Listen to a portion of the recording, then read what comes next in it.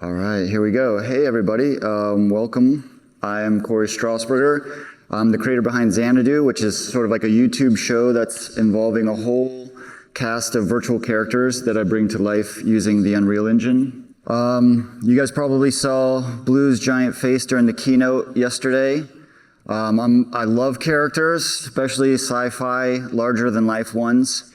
And so today I want to give you guys an overview of the process and the tools that I use to create my Xanadu characters, and really how I help them feel emotionally real, right? Because we want our characters to inspire an emotional response in the audience. It's not an easy thing to do. I definitely don't have all the recipes for doing that, but I've discovered a couple along the way. And so that's what we're going to kind of dive into today. Before we dive in, how many of you guys are actually using AI in your workflows right now? So, okay, pretty much a lot of you guys. That's kind of what I figured. Yeah, I mean, the elephant in the room is that AI is a hot topic. Some people are super stoked about it. Some people are really panicked about it.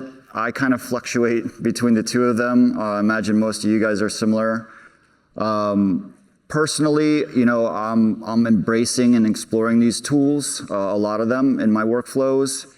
With that said, I also highly support slowing things down if that was ever a possibility. I think that it's all moving really, really fast. I would like to just, if nothing else, be able to enjoy some of the breakthroughs before there's already the next breakthrough and the next breakthrough. I mean, I don't know about you guys, but I'd be happy with AI of a year ago or 2 years ago still. So hopefully there's opportunities that we can kind of collectively slow things down for a bunch of reasons. But I just want to throw that out there because I know that people are very sensitive, and this presentation's got a lot of AI involved.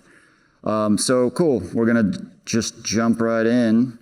For those of you who are unfamiliar with my content, I'm just going to play a little bit of an edit that's kind of a hack together of some episodes or things that I've made, so you get a sense of the characters that I've built and sort of the process that I'm about to show you kind of derived from this. So let's play this. This should have audio, guys.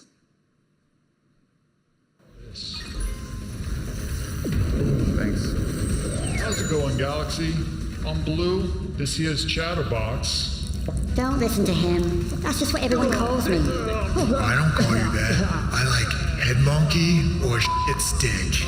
And that's Ugloid. And we're the alter egos of this dude who lives vicariously through us from his DIY home studio. Boom. And with these maniacs, I make a YouTube show called Xanadu. Xanadu is a playground I'm building where I get to explore and express a few wild facets of my personality. Like be a renegade alien with an electric mohawk who's building an empire. Or a jaded villainous toad who crushes his pathetic opponents. Ha ha ha ha. What can I say? Being a total a-hole is fun too. Whoa. That's so not legit. You can't just hack my hyper shields. Ha. Legit or not, I just smoked half your fleet.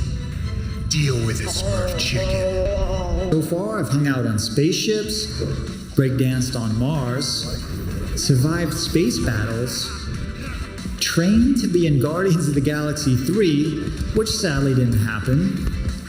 But this happened. And apparently, I can breathe in space. I've also been Baby Yoda and Mandau, this handsome Blurg. What's up, everybody? And this mute Jedi frog. And we've hung with a...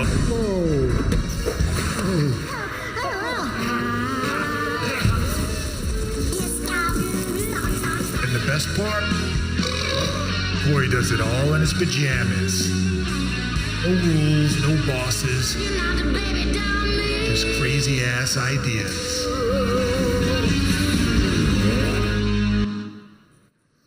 Okay. Thank you. As you can see, I've just spent a lot of time kind of being bringing out my inner 12-year-old and just having fun with this stuff. Mostly thanks to the Unreal Engine and the mocap tech.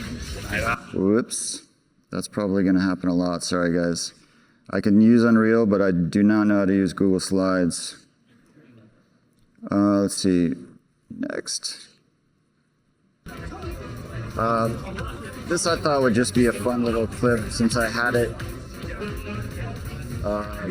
This is basically what I'm in the middle of doing when I'm not in Unreal.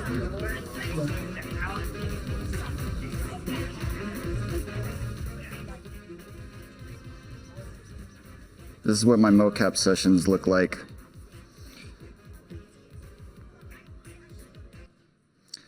Okay, so this what I'm going to walk through with you guys is kind of a new workflow for me. All the characters that you saw prior, I've done in a traditional sense, not using AI.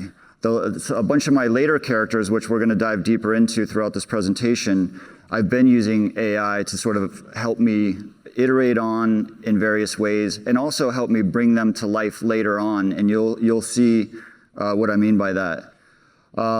Generally, I go from concepting to modeling. This whole workflow is pretty straightforward, and this is what we're going to walk through today.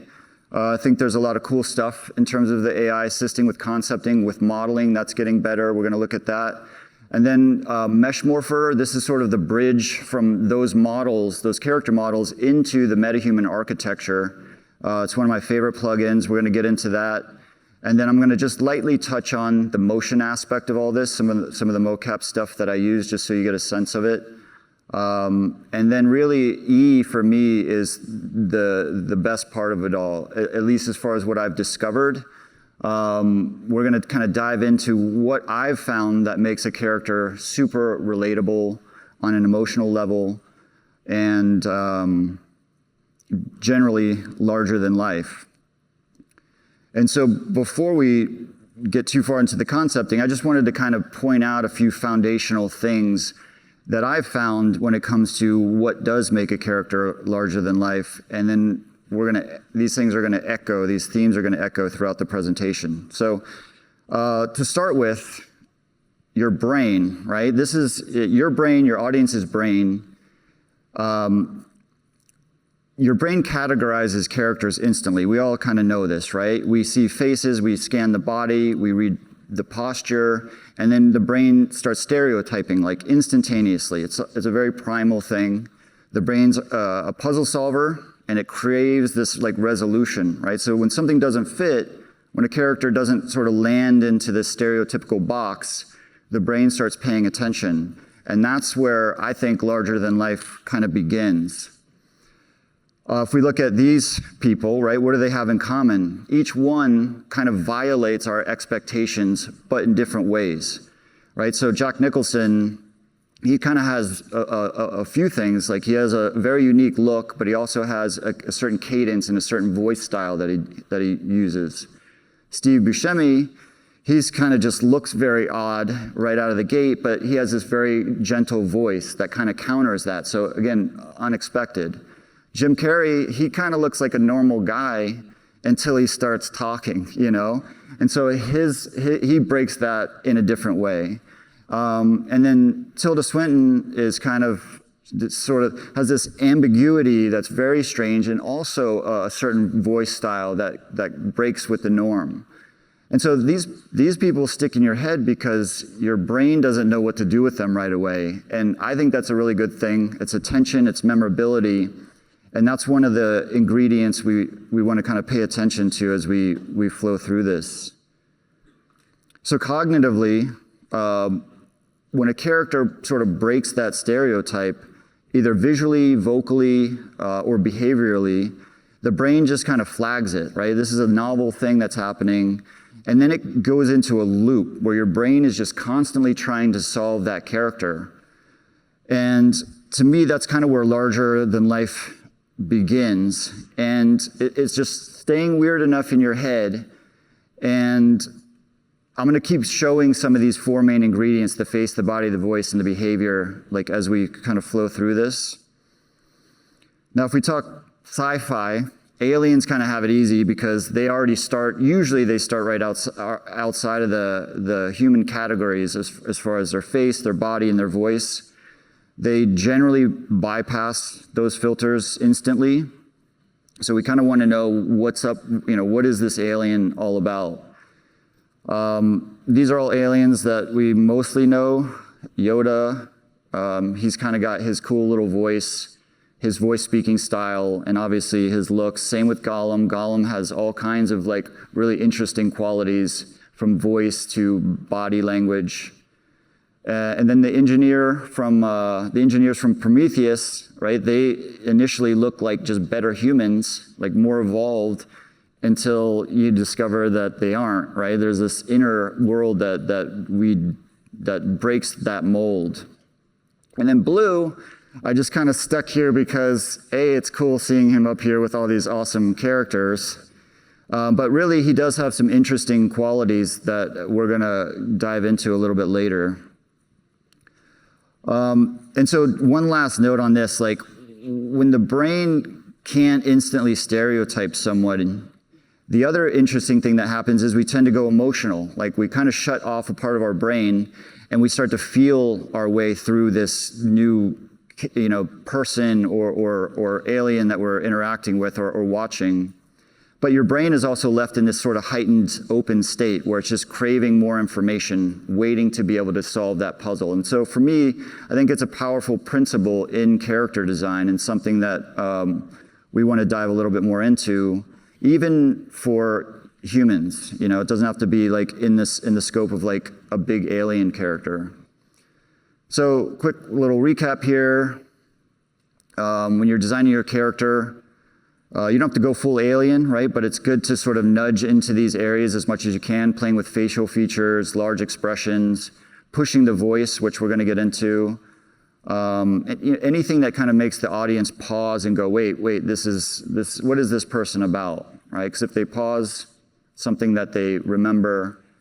And again, there's for me, I've been relying on some AI tools that we're going to look at later for being able to do this beyond what I've been able to do just on my own. All right, so let's dive into some character concepting. I've been generally using AI in one of two ways.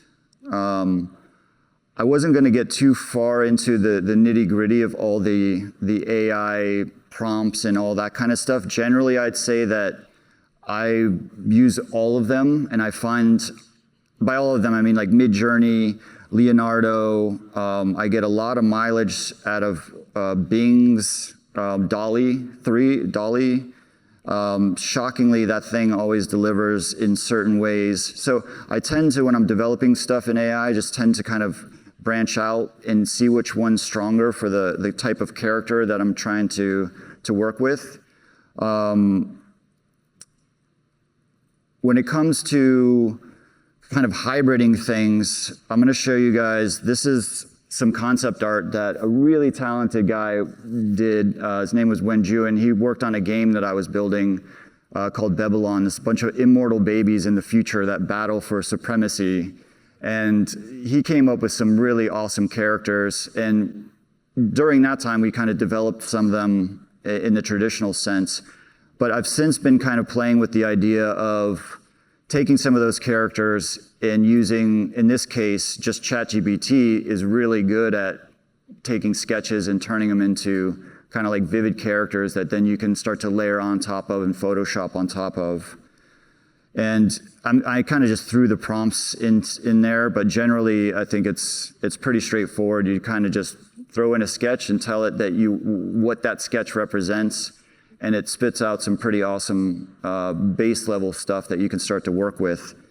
And you'll start to see how these renders become essential in the rest of the modeling pipeline.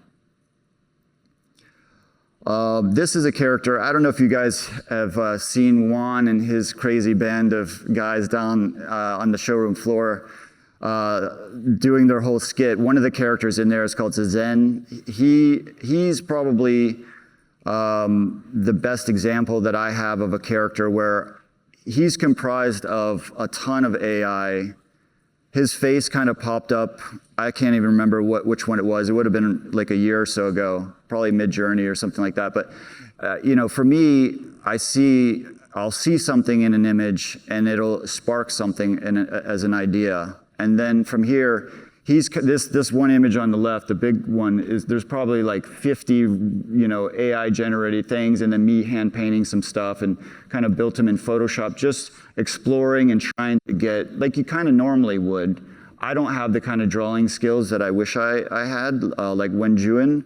So I've been relying on AI to kind of do that work for me ultimately. And so from the tattoos all the way to his whole getup, like again, across all AIs at this point. This is sort of what he ended up turning into look-wise. And again, if you saw him down there, you've seen him in action. Hang on, let me make sure there isn't anything interesting here. So one of the things I want to bring up, and I don't know how interesting this is going to be for you guys, because when it comes to characters, it almost seems like it goes without saying that it's essential that you have a strong emotional connection to this thing as you're designing it or as you're creating it. To me, whether it's you're working on it for your own self or for a project or for work or for any reason, I tend to find that like it's essential that I have some kind of a real emotional reaction as I'm iterating on these things visually. And what I mean by that is just, the feeling when you look at something and suddenly you're like, ooh, there's something there that you want to see that character talk or move or come to life in some way. And it's definitely all very, very subjective.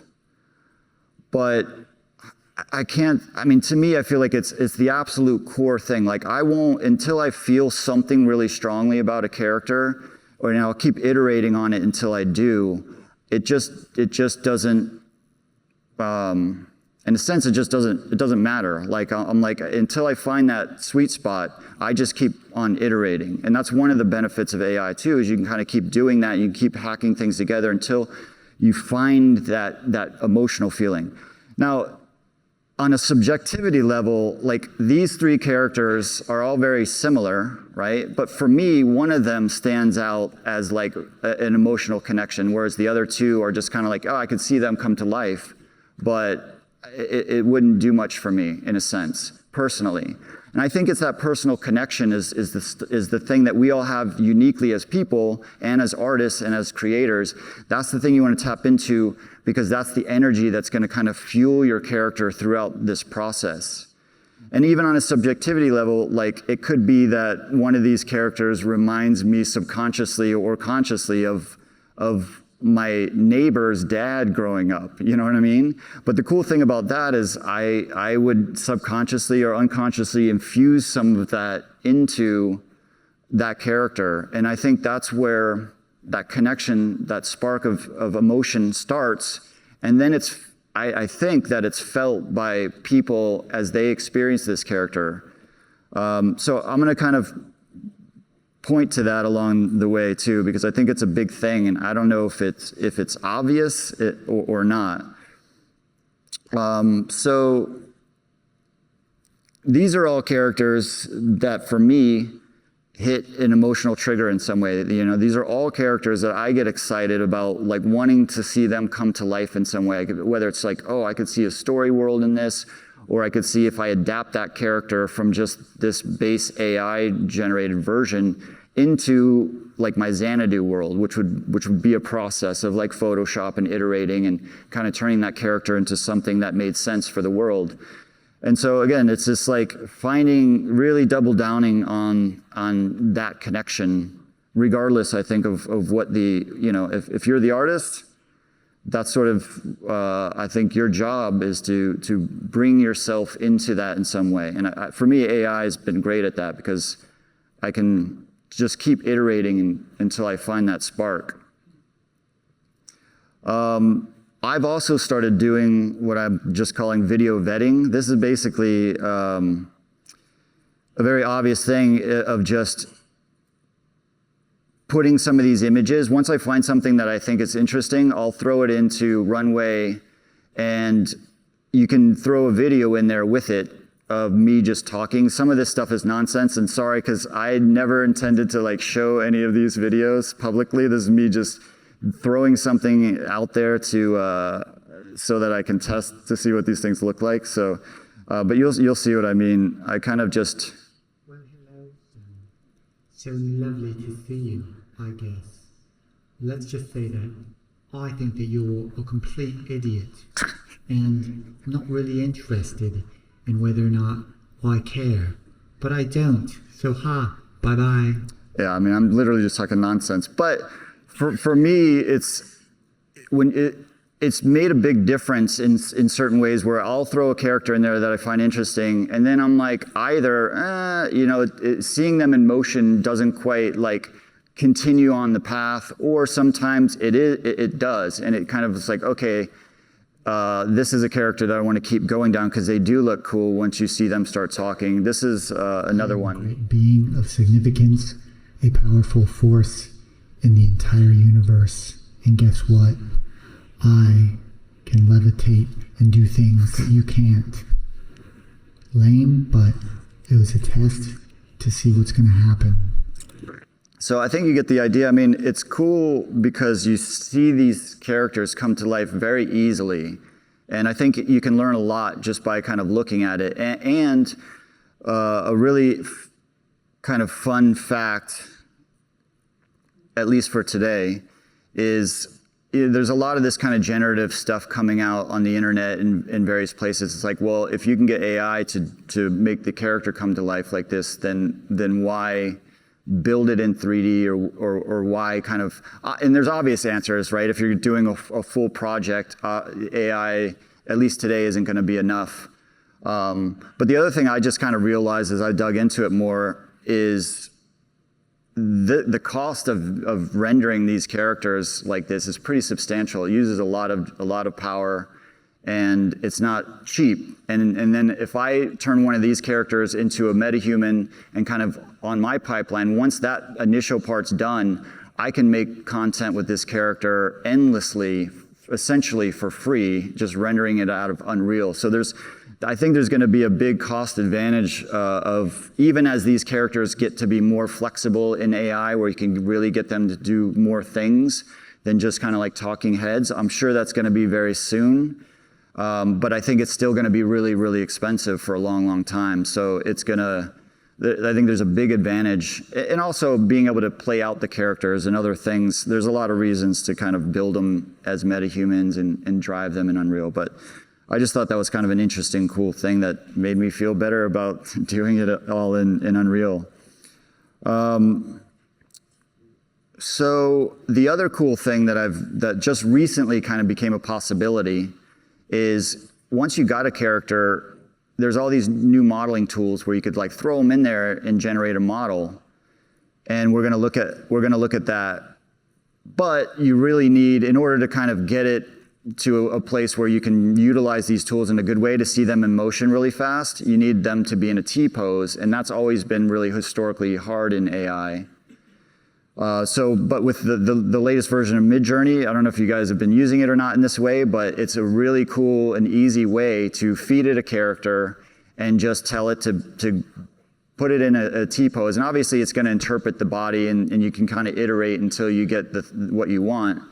But this is a new and cool part of this process, because for me, I can just go, okay, great, I've got a character, put them in a T-pose, and then we can go straight into sort of some of the modeling tools that are out there. These are the 3 modeling AIs that I've been using: Meshi, Tripo, and Hunyan. I'm kind of guessing on how that's pronounced.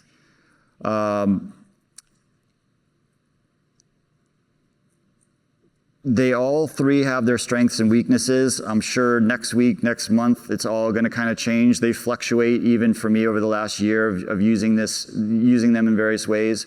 I think Hunyan is incredible at the geometry that it builds. It's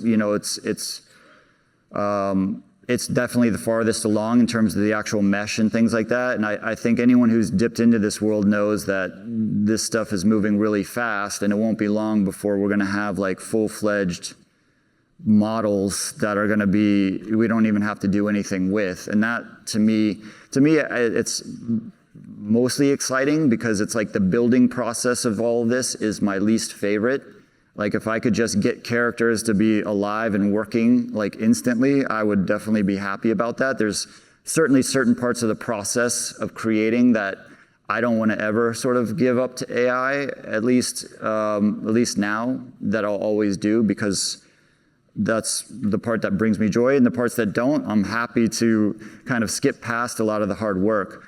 So these are, again, like the 3 that I've been using. There isn't any real sort of like recipe for like which one is, I kind of tend to, like if I get something that I really like, I'll run it through all 3 of them just to sort of see which one does the best job. And ultimately, I think today, and this is where the power of this really comes in for guys like me, is the hardest thing, I think, in my career, I've worked with a lot of modelers. I've modeled a lot of characters myself, ZBrush and all the traditional ways. And when you've got a piece of art or a character, getting the proportions right is one of the hardest things. I think it's like the artists that are like those A-level artists, they're just good at it. You know, they can sculpt a character from a piece of art, and all the proportions are there and nailed and look amazing. So for me, I love this part because even though the meshes that come out of these AIs aren't good enough to use, they're definitely good enough to throw into your modeling program, and it does all the hardest work for you as far as those proportions and stuff go. So it accelerates my modeling time dramatically, because when you don't have this level of like a model to work from, it takes a while. It takes me a while to really get all those things dialed in nicely, and this just cranks out a basis for you to work on. So I've been using that a lot lately in terms of accelerating my workflow, just as like a base mesh.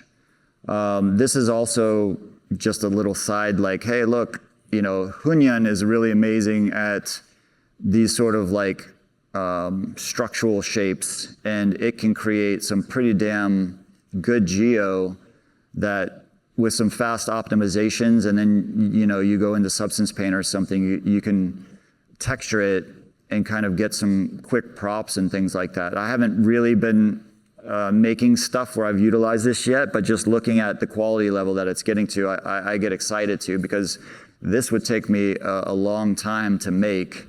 And, you know, for me, the holy grail again with modeling is just boom, I come up with some cool stuff. I would probably paint over this AI thing to get all the things I want specifically, and then have the modeler sort of render it, and then I could throw it into one of my episodes. I mean, that's like a dream for me, because, you know, you always want these various props and things, and if the marketplace doesn't have it, then you got to build it, and that sucks up a lot of time for the stuff that I'm doing. And I'm not you know, I used to enjoy modeling more. I don't enjoy it that much anymore because it's so slow, and I'm trying to do all these other big things. So again, something I'm happy to sort of pass off and get done quicker.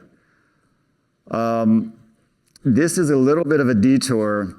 This is something that I recently just did as an experiment, and I thought it was worth showing. This is kind of another project that I was working on, and if any of you guys have ever tried to populate like a cyberpunk city in Unreal for the, you know, background for a music video or whatever, you know that there's like limited cyberpunk people on the marketplace. And it's like, damn, it's like you get the same, you know, the same 5 different styles. And to me, that's always like, and I never have the time or resources to like build out a whole like background world of characters that fit specifically the cyberpunk world that I'm trying to do. So these characters are definitely not like, oh, me going, oh, let's build a cohesive cyberpunk world. I just kind of did a variety of things because I wanted to try something. So within a few hours, I took a bunch of those, I just made up a bunch of prompts and got a bunch of characters. I ran them through the T-pose kind of thing. And I don't know if you guys are familiar, like with Meshy, for example, you can do some pretty cool things in that you can, just with a button click, you can retexture that same model, right? So I've got like 2 characters with 2 textures with a click of a button, and you can just hit another button and it'll auto rig that character. And it's all lo-fi in a sense, right? It's not necessarily usable in a way, but you can see them walking. There's some built-in animations. I think all 3 of the tools that I use have this sort of auto-rigging function. And so just as a quick experiment, again, within an evening, I took all these images and I threw them in Unreal. Some of this is just their, whatever, just generic sort of animation that they have, whatever idle poses and stuff. Some of this is me just slapping some animation because you can retarget so quickly in Unreal now, some of the mocap I had laying around. But my thought was, okay, how far back do these things need to be be usable in something just as like filling out a scene for background characters? Let me show you sort of, I did a little bit of a hack fly through.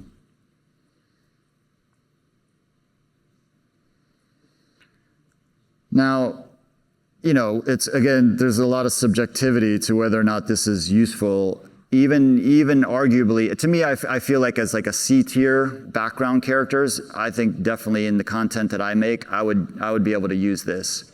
I'm also getting into automation, AI automation programs like NAN, which is basically like a node-based application for tying in a bunch of APIs from various AIs and just other software that you use, and you can kind of like iterate these cool pipelines using AI. And for me, I've been starting to get into this idea of, imagine if you're like, okay, I want a bunch of cyberpunk characters, you give it a bunch of prompts, it shoots it out to the various AIs, it brings you back a bunch of samples, and you're like, yes, no, yes, no, yes, no, yes, no. And then it takes those, automatically runs them through like Tripo, automatically rigs them, automatically drops them into Unreal. And so within a short amount of time, you could get something you could experiment with, even if you're like a concept artist. Like I imagine concepting in the future, which is now, I suppose, you can just do this as a concept, right? Instead of just a still image, you're kind of putting in characters, you're giving them a certain style, and you can keep iterating on it. You can pull out ones that don't work, you can keep running through that process. In a very fast way, you're essentially creating this 3-dimensional world, even in a concept form. And then you fast forward somewhere into the near future, and all these characters are gonna be eventually, you know, B tier potentially. And then, you know, I don't know about A tier, because I feel like you'd want to put more into that. But so anyway, I thought that was just like a cool thing that you can see where things are going. So if we get back to our character flow here, let me see what my time is like.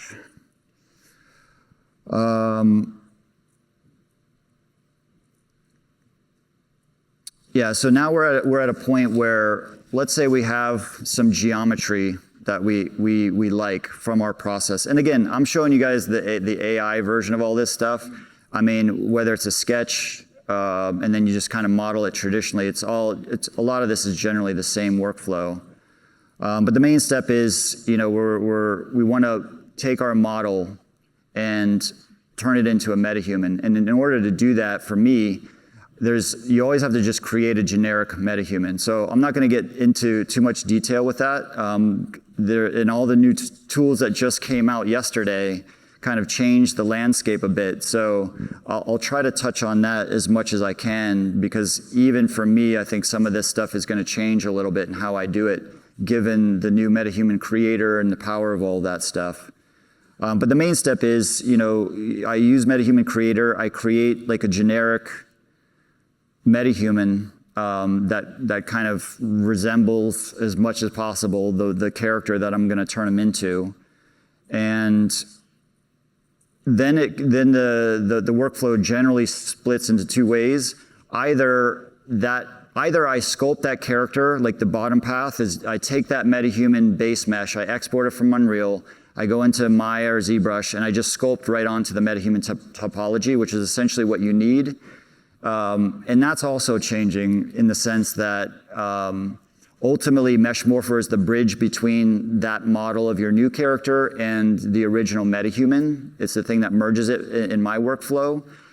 That tool is just like an insane tool. It's gotten so many new features that I haven't even been able to use yet, where you can use non-MetaHuman topology, and which makes the process even faster. You could potentially take scan data, I don't know, I haven't tried it, I don't know how good the quality will be, but you can basically do the wrapping in there, you can just use different topology instead of MetaHuman topology. So it's really powerful and fast in terms of iterating, getting your model into a MetaHuman so that you could see it talking and animating. The other alternative is, again, you have to kind of wrap the MetaHuman geo topology onto your new character. I use Wrap 3D. Again, MeshMorpher also has that newly in it as an Unreal plugin. And I'm gonna try it because if I can stay out of Wrap, that's gonna just speed things up even more. But ultimately, we're just trying to get our geometry into MeshMorpher. And yeah, if you guys don't know how wrapping works, it's just a quick little video to show you're essentially just creating points on the MetaHuman mesh and then on your character that correspond, and then it essentially just wraps it kind of morphs that geo onto your new character, and then that makes it highly usable within the MetaHuman ecosystem. One tip, I've done this a lot of times, this is a very essential part of the process. There's this sort of, I call it the war paint texture that comes with MetaHuman, the identity. It's the identity plugin. It's kind of hard to find in the engine. I was gonna try to find it again and put the path on there. You kind of have to search for it to get this texture. But this is essential because if your topology doesn't line up with this kind of base MetaHuman flow, then once it becomes a MetaHuman, you're gonna struggle with all kinds of issues with the mouth, with the eyes. This character, Zazen, was a kind of a big pain because this part of his face is so small, whereas normally in a MetaHuman, it's kind of like a human, it's like the animation looks normal, but here when it gets all compressed. So I had to really fine tune this flow map. And then this is me in Maya just kind of showing that you can slide your topology around on the surface of the model so that you're not actually changing the sculpt itself, you're just kind of changing the topology flow. And it's really, really important to do this, whether you're using Wrap 3D or whatever, because again, once you put it into the MetaHuman architecture, if it doesn't flow well, the mouth, these other things are just not gonna look good. So MeshMorpher, I was gonna get more heavily into this. I'm gonna have to kind of speed through this even more because I want to get to the good stuff at the end. There's a lot of amazing tutorials, but generally, as you can see, this is Dax. This is the MetaHuman I made on the left, and then the character that sculpted on the right. I used Wrap, put them together, and I was able to turn this character into a MetaHuman within, I don't know, 30 minutes, having already had them sculpted with other geometry and other things. This is what MeshMorpher looks like. It's a full-blown killer plugin because it does so many things. It saved my butt in so many ways, in so many instances with actual projects and then my own stuff. Like you can sculpt on characters, you can make new morph targets, you can change expressions for MetaHumans, you can mess with the eyes and the teeth, you can attach stuff like hair and things like that. There's very little that it doesn't let you do in some way. This just kind of shows you a quick version of what it looks like when you use there's like a tool in there where you can say, here's the MetaHuman topology, here's my character, and then it essentially creates that morph that you just saw. And we're going to look at the difference between a character that just has one morph target that changes all its bone positions and kind of just turns it into a MetaHuman, but there's no like expressions and things like that built in, versus ones where I've gone through and done the expressions for. That's kind of a big part of the emotional connection that I was talking about earlier. Just lastly, Pug Life Studio, this is Lee View. He's become a good friend of mine, super awesome guy. He builds the plugin. If you want to go, he's got tons of tutorials on how to do all this stuff step by step. And also my friend Saint, Pixel Urge, he uses this plugin. He's probably the master in the world of how to use it. He's got a bunch of great tutorials and things that you could do if you want to use that plugin to kind of turn your characters into MetaHumans really fast. Little side note, I get a lot of mileage out of 3D Scan Store. They've got some great MetaHuman skin textures. With the new MetaHuman upgrade now that I've been seeing behind the scenes, there's some all kinds of awesome new textural stuff just in the engine now. But again, good resources for like interesting skin texture. Like the top there became the base skin texture for Zazen. And it's just a one-to-one mapping. That's what you get out of the MetaHuman ecosystem is like a lot of resources you can work with to plug into your character. Also, grooms carry over, oddly. I used to not care about the grooms for the character because I always planned to make them myself. But interesting enough, this guy's sort of wide hair turned into a mohawk on Dax here because of the way that the topology accidentally was just not good. But I was like, cool, I like it. I'm just gonna roll with that. So it's a one-click thing. Once you transfer your thing over, you do a quick assigning, and suddenly all the grooms, all the sort of fuzz and stuff and the eyebrows that your base MetaHuman has will transfer right over to your MetaHuman. So even if you're just using the peach fuzz and things like that, it saves a lot of time because it's essentially going to do the same thing anyway to get that realistic quality. Motion's actually something, so this is just the hardware that I use. The iPhone's now like going to be gone from my workflow because MetaHuman Animator Real-Time is infinitely better. And so basically I'm going to figure out how to attach a webcam or something onto my HMC. But really with motion, that's one of those pillars, right, that will make your character more interesting. There's a lot, like the motion theory of your character. That's something that I haven't even dipped into myself. It's something that I know is really important. Just throwing it out there because it's something I want to be able to do for my characters, explore that. If you watch any of my content, all my characters probably look just like me, like the way I move and things like that. I haven't been able to put a lot of time into it because there's just a lot of things happening when you're a solo creator and kind of doing this stuff. But it's definitely something I think that is worth like spending some time with every one of your characters. Like how does this character move and working on that in some way, even if you're passing it off to animators. I think if you're the creator of that character, you should be able to try to infuse some of that into it. All right, so this is kind of my favorite part and the most interesting, I think, in terms of the discoveries I've personally made with these characters. I'm breaking it down into sort of single shape versus custom shapes. So this is once we've used MeshMorpher and in the new MetaHuman creator, there's a way that you can actually bring your geometry, if it's MetaHuman topology, into the whole system now. So in a sense, MeshMorpher, there's some overlap, right? You might not need MeshMorpher to just get that character into the MetaHuman architecture, but MeshMorpher really shines when it comes to this process where you're really trying to get expressions and things into the character, and I'll show you sort of why that might be important.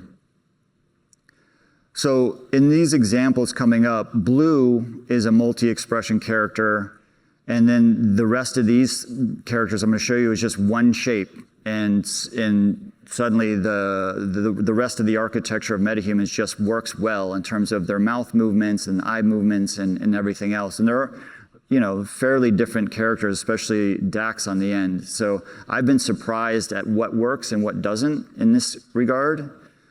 This is blue.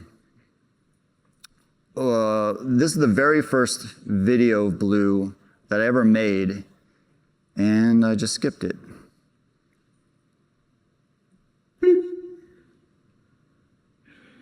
Yo, so I come across this box. Okay, it's a box that somebody traded me in an intergalactic pawn shop, all right?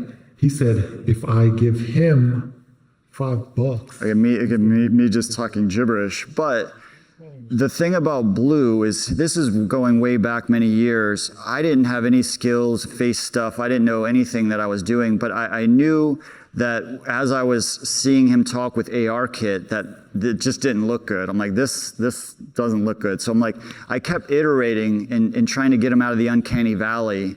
Essentially, that was my goal.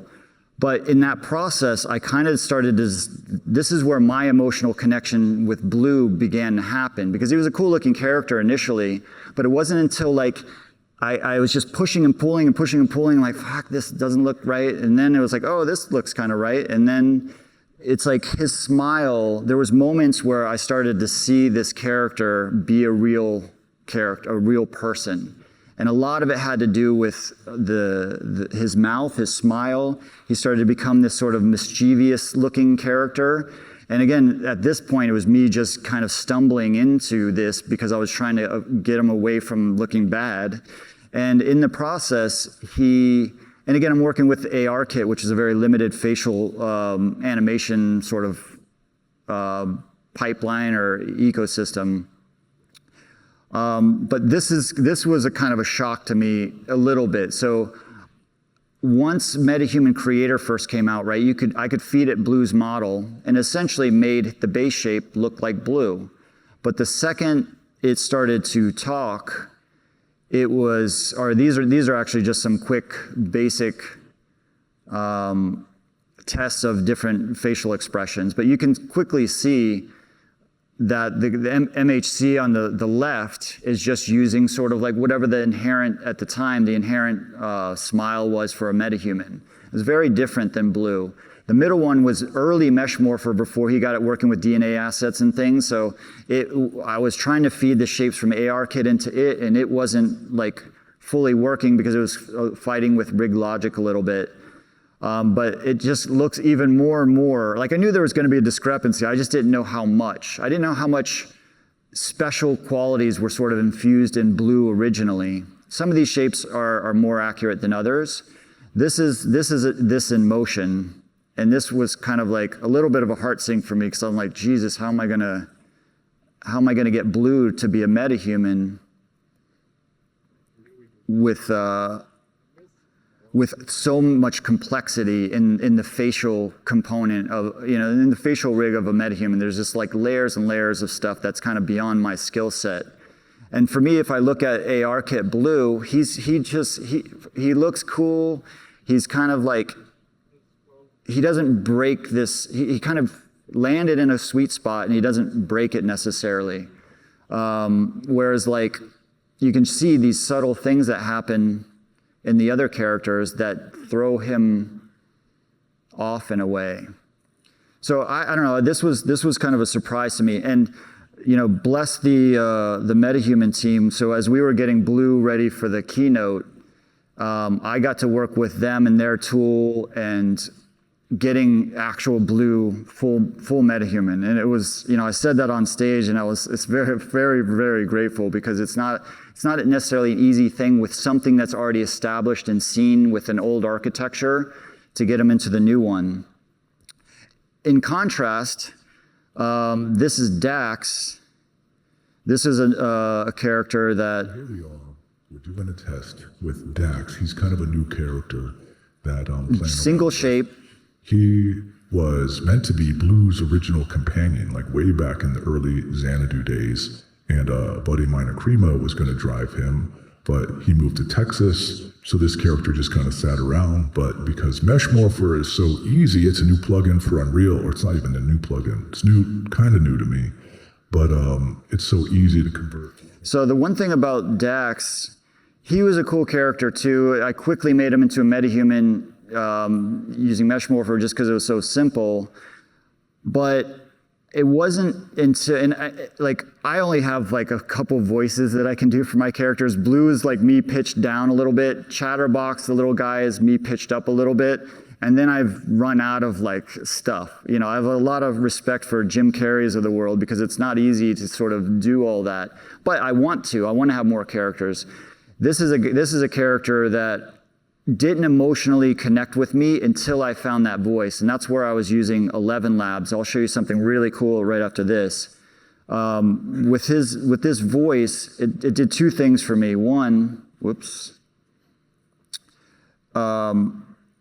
It sounded cool. We're doing a test with and kind of a new he came to life in a way emotionally for me through the voice. And secondly,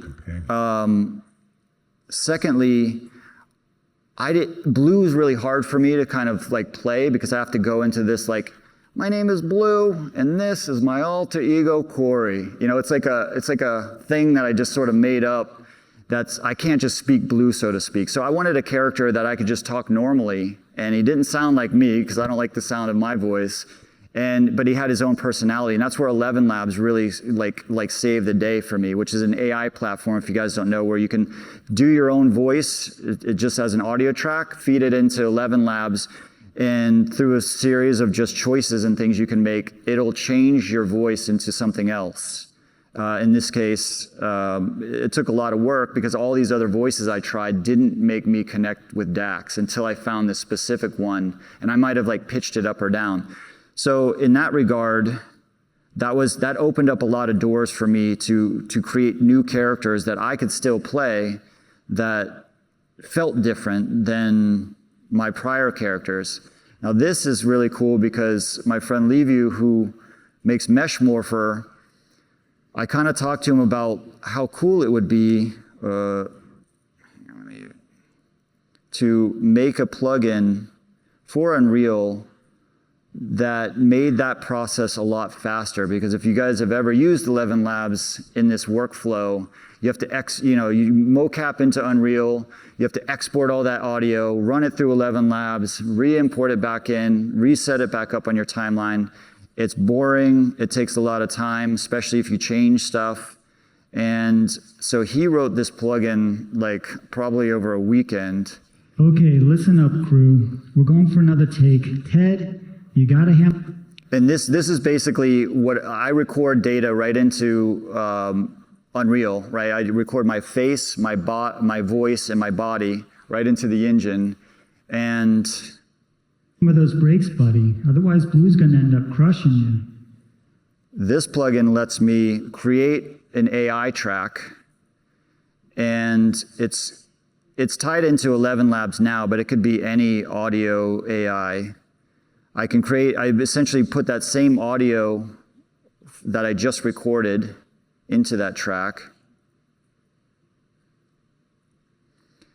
And then when you right-click it, you have several options that are essentially 11 Labs functions, right? Text-to-speech, noise removal, speech-to-speech, and you can do special effects and like audio, like sound effects and things. But for now, I'm just going to show you speech-to-speech. So I already have my the voice. It's called Oxley, evil character. That's the one that I've chosen. These are all the voices that you have access to with 11 Labs. And if you've ever used 11 Labs, you'll see that there's a few other parameters that you can set in the web browser that you can set here. So I just hit a button and it literally converts my audio to that voice.